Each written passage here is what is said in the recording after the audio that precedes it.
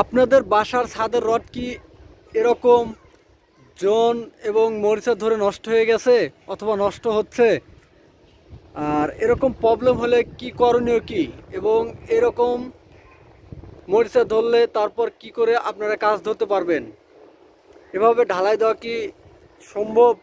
এই রডের মাঝখানে ছাদ করে ভীম করে ছাদ করে ছাদের রড দিয়ে বাইন্ডিং করে? অবশ্যই না। আর এরও সহজ পদ্ধতি আছে, এগুলো কিভাবে ঠিক করবেন এবং নোংরা জমের মরিচাগুলো ছাড়াবেন। দেখেন এখানে একটা ছাদ দেখতে পাচ্ছেন, এটা হলো প্রায় 2400 স্কোয়ার ফিটের একটা ছাদ। কলামগুলো 30 ইঞ্চি বাই 15 ইঞ্চি, অনেক বড় কলাম। এটা হলো একটা G+9 অর্থাৎ 10 তলা বিল্ডিংয়ের ছাদে আমি আছি, প্রায় 7 তলার টপ ফ্লোর। বিভিন্ন ঝামেলার কারণে দেখা যায় অনেক সময় কাজ বন্ধ থাকে, যেমন রাস্তাঘাট এবং বিভিন্ন আর্থিক প্রবলেমের কারণেও হয়তো হইতে পারে এরকম অনেক জায়গায়। আর দেখা যায় অনেক দিন কাজ বন্ধ থাকার কারণে এরকম হয়ে যায়। আসলে এইগুলো থেকে আপনাকে কি করতে হবে? প্রথমে আপনাকে এই প্রত্যেকটা রডকে আপনাকে পরিষ্কার করে নিতে হবে। যেমন আমাদের রডের হাইট আছে প্রায় অনেক 15 ফিট 20 ফিট করে। দেখেন প্রত্যেকটা জায়গায় কলামের রড। আসলে এতটুকু যদি থাকে তাহলে তো কাজ করা সহজে সম্ভব না, আর প্রত্যেকটা রড পরিষ্কার করা সম্ভব না। তাহলে আপনাকে কি করতে হবে, আর এটা কিভাবে পরিষ্কার করবেন আমি ভিডিওতে সব কিছু দেখাইতেছি। ভিডিওটি না টেনে সবাই দেখতে থাকেন এবং আমার ভয়েসগুলো এবং কথাগুলো শোনেন। প্রথমে আপনাকে যে কোনো কেরোসিন অথবা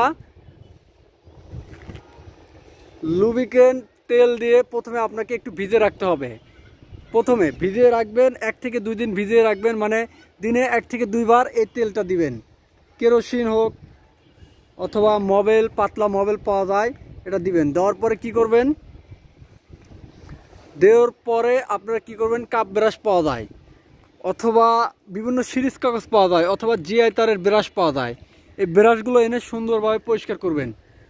পরিষ্কার করার পরে দেখবেন যেখানে মরিচা আছে সেগুলো প্রত্যেকটা, দেখেন এখানে যে কলামগুলো দেখতে পাচ্ছেন, আমি কলামের কাছে নিয়ে দেখাইতেছি। দেখেন কি অবস্থা, খুব খারাপ দেখতে পাচ্ছেন লিফটের এবং সিঁড়ির।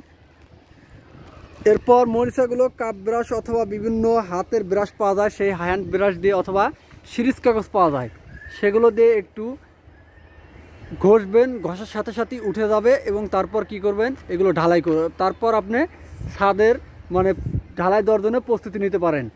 আর এইগুলো ঘষে অবশ্যই আপনাকে রিং এবং ছাদের এবং ভীমের রডগুলো আপনাকে অবশ্যই সেট আপ করতে হবে এবং তারপর আপনি ছাদের জন্য মালামাল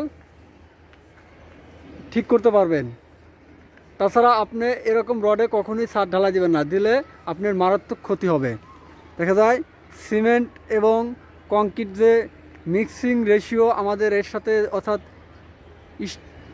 স্টিলের সাথে যে একটা স্ট্রেন অর্থাৎ শক্তি পায়, আসলে সেটা বন্ডিং অর্থাৎ এর সাথে আটকিবে না, একসময় ছেড়ে দিবে। আর আপনারা জানেন যে একটা লোহা এবং রড যখন আমাদের বেশি টাইম ঢালাইয়ের ভিতর থাকে, দেখা যায় একটা রডে একটা বিল্ডিংয়ের গ্যারান্টি থাকে 100 বছর, 90 থেকে 100 বছর। দেখবেন যে 30, 40, 50 বছর পরে কিন্তু রডের গাও থেকে আস্তে আস্তে ওর শক্তি আস্তে আস্তে কমে যাচ্ছে এবং ছেড়ে দিচ্ছে। আসলে আপনারা যদি এই মরিচের উপর ঢালাই দেন তাহলে আপনাদেরও সেম প্রবলেম হবে, বাট আপনাদের 100 বছর যাইতে হবে না, আপনাদের মাত্র 10 থেকে 15-20 বছর গেলেই এই কলাম থেকে যে আমাদের ভীম এবং ছাদের যে স্ট্যান্ড শক্তিগুলো পায় আসলে সেটা দুর্বল হয়ে যাবে, হয়তো বিভিন্ন প্রবলেমে পড়তে পারেন। আসলে এই মারাত্মক ভুলগুলো করবেন না, অবশ্যই আপনারা এগুলো পরিষ্কার করে নিয়ে ছাদ ঢালাই দিবেন এবং ছাদের জন্য শাটারিং করবেন। আমার এই ভিডিওটি ভালো লাগলে আমার চ্যানেলটি সাবস্ক্রাইব করবেন এবং লাইক, কমেন্ট এবং শেয়ার করবেন।